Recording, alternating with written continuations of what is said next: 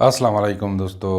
आज हम डिस्कस कर रहे हैं music, noise and noise pollution. आज के इस लेक्चर में हम इन 3 टॉपिक्स को तफसील के साथ डिस्कस करेंगे। दोस्तों, पिछले फ्यू लेक्चर्स में हमने साउंड के बारे में तफसील के साथ डिस्कशन की है। साउंड जो है, it is the sensation field by और एयर्स इज़ कॉल्ड साउंड। यानी हमारे कानों में सुनने की एहसास को हम साउंड कहते हैं।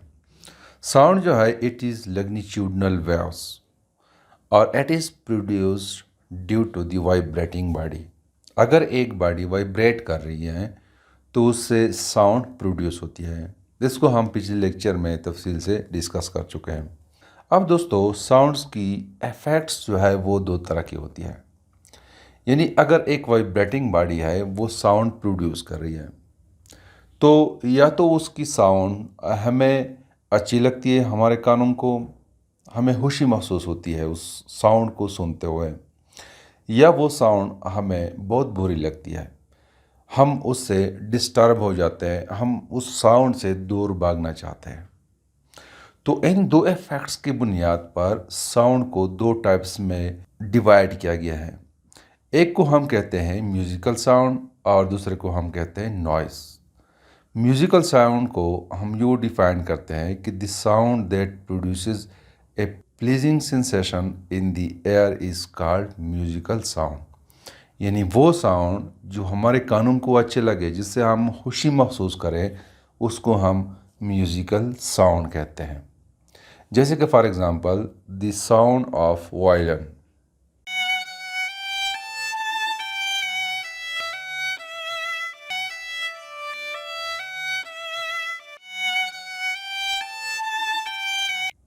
या for example the sound of clarinet.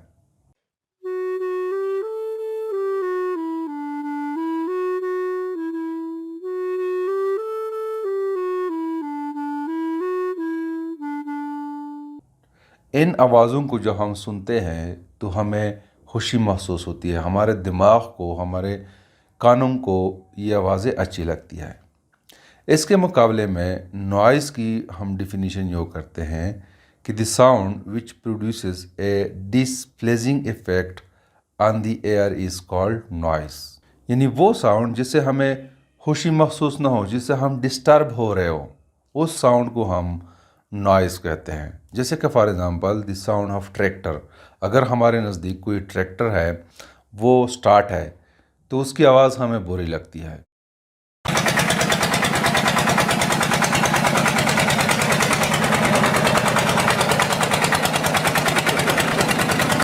या फॉर एग्ज़ाम्पल कुत्तों की आवाज़ हमें बुरी लगती है। इस किस्म की आवाज़ को, इस किस्म की साउंड को हम नॉइज़ कहते हैं। दोस्तों, अगर हम म्यूज़िकल साउंड की पैटर्न को देखें तो उसका पैटर्न जो है एक रेगुलर पैटर्न होता है। यानी उसका एम्पलीट्यूड में अगर इंक्रीज़ और डिक्रीज़ आ रहा है तो एक रेगुलर तरीके से, एक तरतीबवार तरीके से उसमें इंक्रीज़ आता है। जैसे कि for example the music of violin, ये आपको नज़र आ रहा है, यहाँ पे एम्पलीट्यूड में इंक्रीज़ और डिक्रीज़ आ रहा है, वो तरतीब के साथ आ रहा है। फॉर एग्ज़ाम्पल अगर मैं कहूँ कि ये एम्पलीट्यूड इंक्रीज़ है, ज़्यादा है, तो ये एम्पलीट्यूड यहाँ पे रिपीट हो रहा है, यहाँ पे इस पॉइंट पे रिपीट हो रहा है, और ये जो है इस पॉइंट पे रिपीट हो रहा है। यानी कि साउंड में इंक्रीज़ और डिक्रीज़ एक तरतीब के साथ आती है। अगर इंक्रीज़ है या डिक्रीज़ है, एक रेगुलर मैनर के साथ, एक तरतीब के साथ जो है वो इंक्रीज़ होता है और डिक्रीज़ होता है। जैसे कि यहाँ पे आपको नज़र आ रहा है। यहाँ पे अगर मैं देखो, अगर मैं कहूँ, अगर एक साउंड है, उसका पैटर्न यहाँ से स्टार्ट हुआ है, यहाँ पे ख़त्म हो रहा है, यहाँ से वो दोबारा रिपीट हो रहा है, और जब यहाँ से स्टार्ट होता है तो यहाँ पे ख़त्म होता है। यानी एम्पलीट्यूड जो है वो इंक्रीज़ हो रहा है और डिक्रीज़ हो रहा है, लेकिन एक रेगुलर तरीके से इंक्रीज़ और डिक्रीज़ उसमें आ रहा है। या फॉर एग्ज़ाम्पल अगर क्लैरिनेट हम देखें, उसकी आवाज़ में भी इंक्रीज़ डिक्रीज़ आ रहा है, लेकिन एक तरतीब के साथ इंक्रीज़ और डिक्रीज़ आ रहा है। जैसे कि यहाँ पे आपको नज़र आ रहा है, यहाँ पे एम्पलीट्यूड जो है वो इंक्रीज़ है, सबसे ज़्यादा है, और ये एम्पलीट्यूड एक ख़ास टाइम के बाद यहाँ पे रिपीट हो रहा है। तो इस किस्म की साउंड को हम म्यूज़िकल साउंड कहते हैं। इसके मुकाबले में अगर हम पैटर्न देखें नॉइज़ का, तो उसमें कोई तरतीब नहीं होती है। अचानक एम्पलीट्यूड इंक्रीज़ होता है या फ्रीक्वेंसी इंक्रीज़ होती है और अचानक डिक्रीज़ होती है, जिसे कि आपको यहाँ पे नज़र आ रहा है। यहाँ पे इसमें कोई तरतीब नहीं है और कोई रिपीटेशन नहीं है। यानी अगर मैं कहूँ कि यहाँ पे एम्पलीट्यूड इंक्रीज़ हो रहा है, तो ये दोबारा एक ख़ास टाइम के बाद रिपीट नहीं हो रहा है। तो इस किस्म की साउंड को हम नॉइज़ कहते हैं और इससे हम डिस्टर्ब हो जाते हैं। दोस्तों, जब नॉइज़ बहुत ज़्यादा हो जाती है, it is for a long time, बहुत ज़्यादा टाइम के लिए नॉइज़ होती है, तो फिर उससे नॉइज़ पोल्यूशन प्रोड्यूस होती है।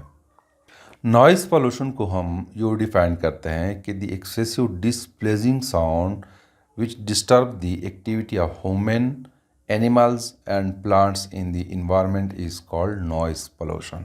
यानी कि डिसप्लेजिंग साउंड जो बहुत ज़्यादा हो जाए और उसकी वजह से इंसान की एक्टिविटी, जानवरों की और प्लांट्स की एक्टिविटी डिस्टर्ब हो जाए। एक्टिविटी का मतलब यह है कि फॉर एग्ज़ाम्पल मैं कोई काम कर रहा हूँ, फॉर एग्ज़ाम्पल स्टडी कर रहा हूँ, तो स्टडी जो है एक किस्म की एक्टिविटी है।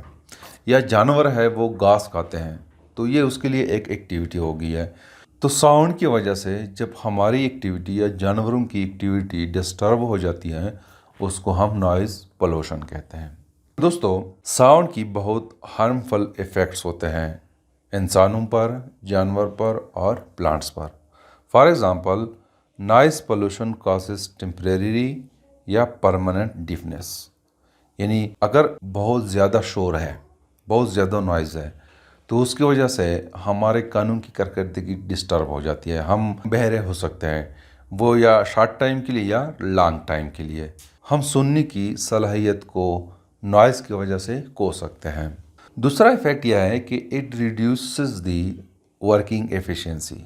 मैंने अगर मैं ऑफिस में काम कर रहा हूँ और मेरे इर्द गिर्द जो है बहुत शोर है, गाड़ियों की शोर है या लोग जो है बहुत ज़्यादा बोल रहे हैं, तो उसकी वजह से मैं काम पे कंसंट्रेट नहीं कर सकता, काम पे तवज्जो नहीं दे सकता, मेरे काम में गलतियाँ हो सकती हैं।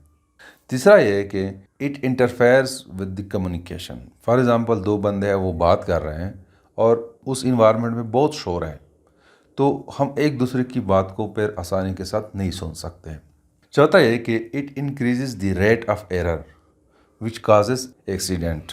यानी मतलब यह है कि अगर शोर है, फॉर एग्ज़ाम्पल आप बाज़ार में किसी रोड पे जा रहे हैं और पीछे से गाड़ी आ रही है, आपको शोर की वजह से गाड़ी की आवाज़ सुनाई नहीं देती, तो इसकी वजह से आपका एक्सीडेंट हो सकता है।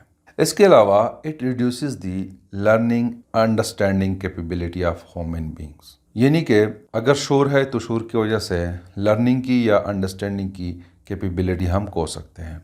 इसके अलावा it causes dangerous disease like blood pressure, heart problem and mental illness.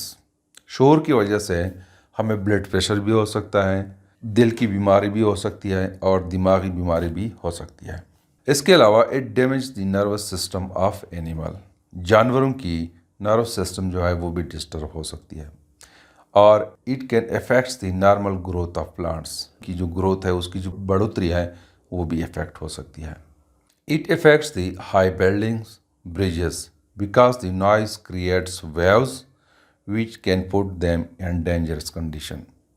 Noise जो है, यानी हम कहते हैं कि साउंड जो है ये वेव्स है, तो अगर बहुत सारे वेव्स प्रोड्यूस होते हैं, वो किसी भी ऑब्जेक्ट के साथ टकराते हैं तो उस ऑब्जेक्ट को डिस्टर्ब कर सकते हैं।